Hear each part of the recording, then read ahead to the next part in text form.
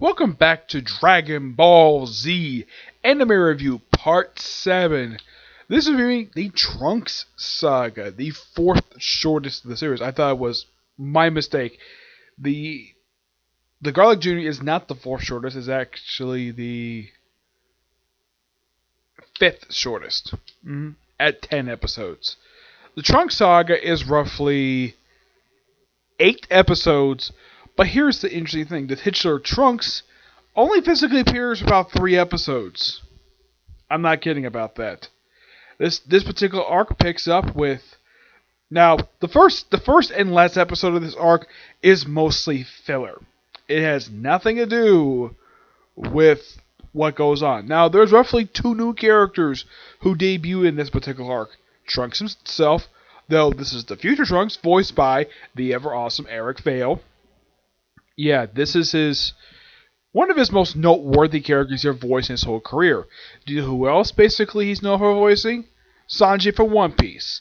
Even though, yes, there's tons of other characters, but a lot of the time when people think of Eric Vale, people think of Future Trunks from this series, and of course, Sanji from One Piece. Those two are his most well-known characters he's voiced in his whole career.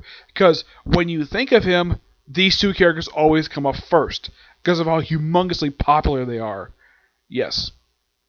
There is one other character who makes a debut in this particular arc, and that is Frieza's father, King Cold. Yep. Oh, and by the way, he's eliminated after just about 4 appearances. Yeah, he's eliminated so quickly. Like, the first episode is simply this. Now, Goku has not returned to Earth yet. He's still out in space. So, Gohan gets himself a tutor, Mr. Shin, who is a terrible tutor. Yeah, for daring to disrespect him, he proceeds to whip him while he's in a frickin' chair. Yep. And he also constantly disrespects Goku in this particular episode. When Chi-Chi overhears him saying this, she proceeds to throw him out of the house and proceed to kick him off her frickin' property. Yep, that's Chi-Chi for you. Yep, and then pretty much like back to normal stuff, and then he senses Frieza, contacts everybody, meets a particular location where Frieza possibly is, and he proceeds to put on back his Saiyan armor. Yeah, he must have kept a hint from his mother somehow. By the way, after these episodes, he does put back Saiyan armor again, but later. So he's a flap. We're not telling his mother where he goes. So we have Krillin, Yamcha, Tien, Chiaotzu. Yeah, these 2 were absent from the last saga. As far as I know, there is no explanation of why these 2 were absent for. Maybe to keep the suspense. Could be continuity. Who knows? Pretty much a lot of people show up. Pretty much like all the Z fighters. Even Vegeta comes back and says he couldn't find Goku. He did get a little bit stronger, though this is a funny moment before the whole thing with Frieza, where he's like, Bulma's like, man, you stink. Come with me, I'll show you to the shower. And Bulma's wearing this weird look. I mean, she's wearing this orange one shirt top with black stripes, and her hair is in an afro. And she's like this the entire arc. She never changes her outfit at all. And it's by far the most weirdest one. And it kind of shows off her navel. Yes, despite the fact when we last saw it, it looked perfectly flat. Here it looks a bit rounded. It could be the junk food she eats. It's possible. How in the world this will remain so thin? My personal guess is it's probably due to, and that's just my theory, it's probably due to all the stuff she carries around when she's working on various gadgets. That could be what causes her to burn all the calories she basically tries to whenever she eats. It's possible, but who knows. So, after basically bathing, he proceeds to put on a shirt, and Vegeta's like, what the heck is this? So, he puts on a shirt. By the way, the back of the shirt is Batman. By the way, no one says anything about the back of the shirt. He proceeds to put on a picture which they poke fun of the thing like constantly. He wears yellow pants. He's like, what is this? And Bulma's like, that's the fashion right now. Okay. And then they take Frieza and they go flying off. And they proceed to, instead of flying where Frieza is, they proceed to climb and get there the long way. Why in the world this is, I have no idea. By the way, Frieza shows up here, and he is covered in cybernetic parts. Now, you're probably wondering, wait, didn't he die at the end of his own arc? Well, not really. No, he got heavily damaged. Yeah, they kind of changed it a bit. Where he survived the destruction of the planet. Oh, by the way, how Goku survived actually is explained a bit later. So, he is found by his father. Yeah, it's actually revealed in the third episode. He's found by his father in his spaceship, his spaceship looks exactly like his. Yeah, it's probably due to the World Planet Organization. It probably has like all the spaceships look exactly the same. So they find him, and then they give him cybernetic parts. And as soon as they finish, his father set a course for Earth. And he's like, okay, I have some exterminating to do. Plus, I want to destroy a planet. So they proceed to race to the fucking planet, not knowing Goku's is actually behind them. So they arrive, and like they go and have men go search out for Goku's friends. And as soon as these men are just about to leave, they are hacked to pieces by Future Trunks. Yep, by Future Trunks. And I'm surprised this dub didn't keep the line like, you have my attention. Yeah, then he proceeds to basically kill all of Frieza's men, and then he takes on Frieza briefly, slice him in half, and then he proceeds to slice him into pieces and blow up the pieces. Yep, and then he takes on King Cold. And oh boy, this was a pretty disappointing thing. King Cold. Yeah. He's here, but before he arrives, he's seen drinking a glass of wine. Because of course King Cold is. And he briefly fights Trunks. And he's killed so easily by Trunks, with ease. This whole exchange lasts for about, runtime, I'd say about 10 minutes. And they proceed to basically meet someone like, and no one goes over to Frieza's spaceship. And I do mean nobody. As far as I know, Future Trunks doesn't destroy Frieza's spaceship. And I'm surprised no one goes over to the damn thing. It's like, oh look, an alien spaceship that's actually intact. Bulma could, I don't know, take that spaceship back to her house and like reverse engineer it, but nope, she does nothing to it. It's never seen again after basically King Cold basically is killed. And of course, Future Trunks can't spell anything, but he does say Goku will be there in 2 hours. And of course, he does basically catch glances at Vegeta. Yeah, and he says, "Nice shirt." Yeah, of course, he didn't say she picked it out for me, which I thought was so funny. And I forgot to mention, basically, there's like a couple of lines in this series. He says, "Stop laughing, I'll blast you all." And in Kai, he says, "I've killed for less than this," which I think is so hilarious. That's Christopher Sabat for you, where he always tends to have lines sound so hilarious. And while they're waiting, Future Trunks takes out a capsule containing a refrigerator containing lots of soda. Yep, root beer, grape. Yeah, Gohan and Krillin basically say drink no problem at all. They don't trust him, and all of a sudden, Goku shows up. Yep, wearing a completely different attire. And then, well, Trunks takes him privately, though Piccolo overhears the entire conversation. So he tells him he's from the future. From 20 years future, he is the son of Vegeta. And the fact that 3 years' time, on May 12th at 10 a.m. at an island southwest of South City, where a couple androids show up and cause wreckage. And all the Z fighters are killed, with the exception of Goku and Gohan.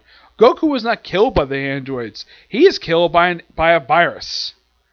Yes, a heart virus kills Goku. That's not a joke. A virus tries to kill Goku. Gohan is the only survivor.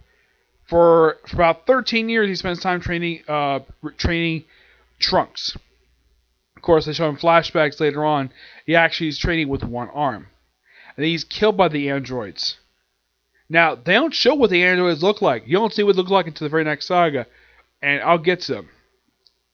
And they receive test Super Saiyan.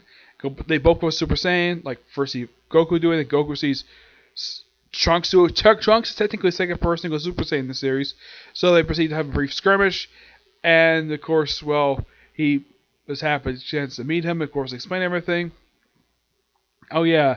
He tells him who his mother is. It's like, his mother knows him. He's like, who's your mother? She's standing right over there. And then he's like, oh, it's Boba. Yes, Bulma's his mother.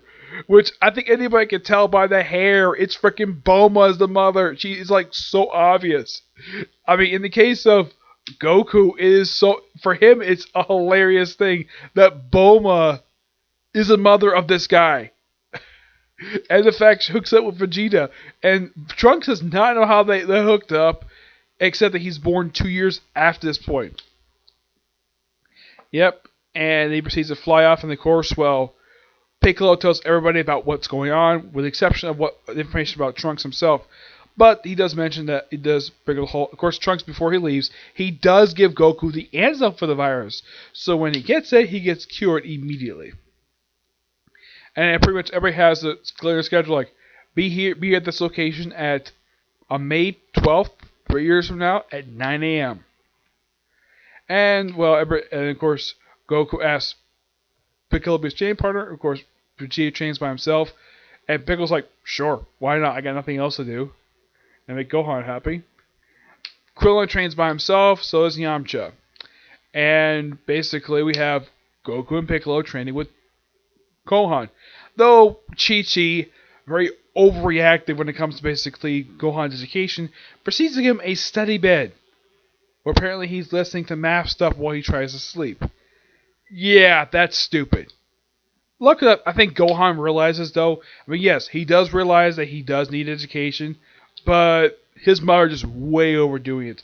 She probably spent a fortune on this damn stuff, though she probably has to return anyways. And basically, of course, he has to tell her that Gohan has to save the world. Of course, she's against it.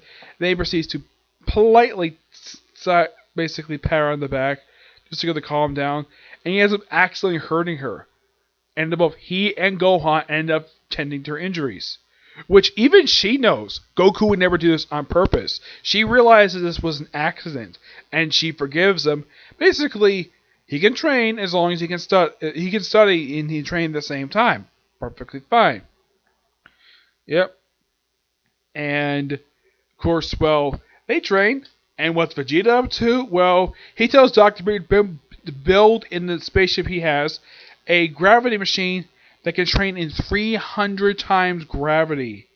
And this goes on for a while. Heck, Yamcha tries it out for about 2 minutes. And he's like, nah, I'm not going to, basically this is going to kill me.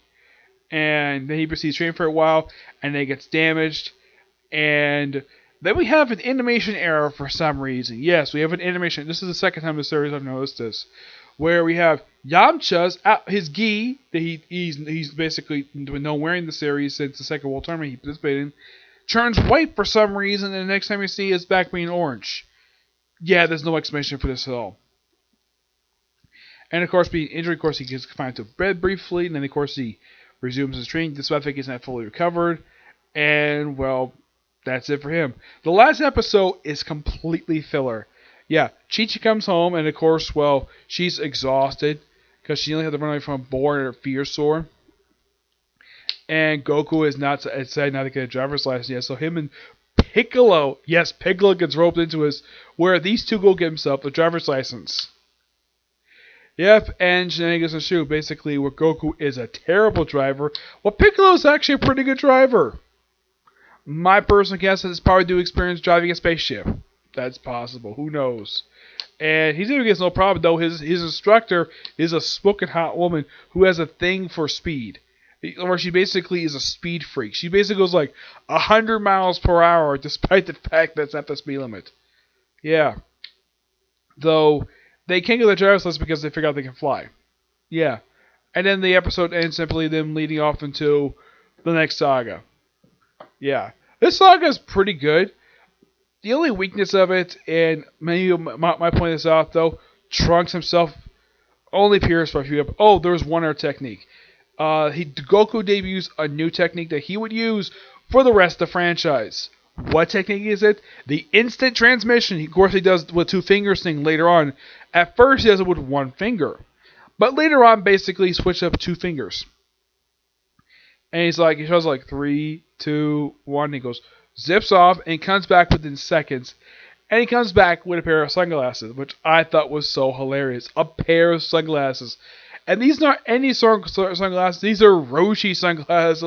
And of course, Krillin tries like, hey, look at me. I'm so cool. By the way, not the only time he wears the sunglasses. He also wears the Universal Saga, Universal Survival Tournament in the final arc of Super. And that's when we all agree. I thought that was quite hilarious. Yeah.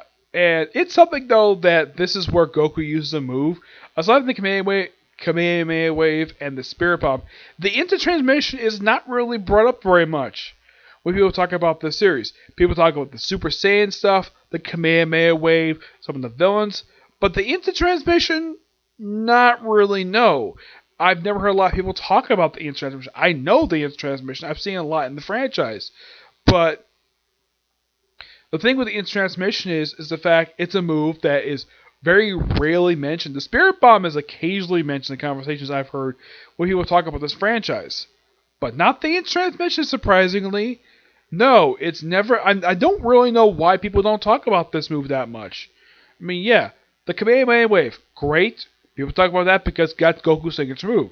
The Spirit Bomb, people know that's basically a last resort type move. Fine. And they think about the Kaioken. But do people talk about the intertransmission? No, not really. The villains, people do talk about some villains from Dragon Ball Z. Dragon Ball's villains are not really talked about very much here. Also, it's revealed the androids are connected to Dragon Ball. Why? Because Dr. Gero, you kind of see him, but this is not his true appearance. It's showing flashback. You don't see his face, he's basically the back of his head. Yeah, Dr. Gero is the only survivor of the Red Ribbon Army. An army that Goku wrecked in Dragon Ball. Yep. Which I'm glad it's mentioned here. Of course, Bulma makes an error. I forgot to mention this. She makes an error when she said, oh yeah, I know since he was 5. No, you've known him since he was 12. Yeah, that's something that is never explained in the series. I mean, Gohan is currently, I would say I think he's currently 6 right now at this point in the series. He's not 5 anymore. No. Yeah. So yeah, not much else to say. And this is, of course, the one saga which none of the characters, regular characters, only the new guy gets a chance to do all the fighting. And the fighting is so brief. It is done within just a few episodes. Yep. But mainly this particular arc is just set up for the next arc of the series. That's what you can say about the Trunks arc. It's an arc that people could say, yes, it's definitive to watch a saga because debut future Trunks and set up for the future sagas that will pretty much define this series for quite a while. And a lot of people say that with the whole stuff with Cell, which he comes later on, people will say that when he died, that's when they should end the series to continue with Majin Buu. But that's something else altogether, okay? So, yeah, that's it for this particular review. My next review will be a Comic Corner. Yep. But until you see you next video, bye.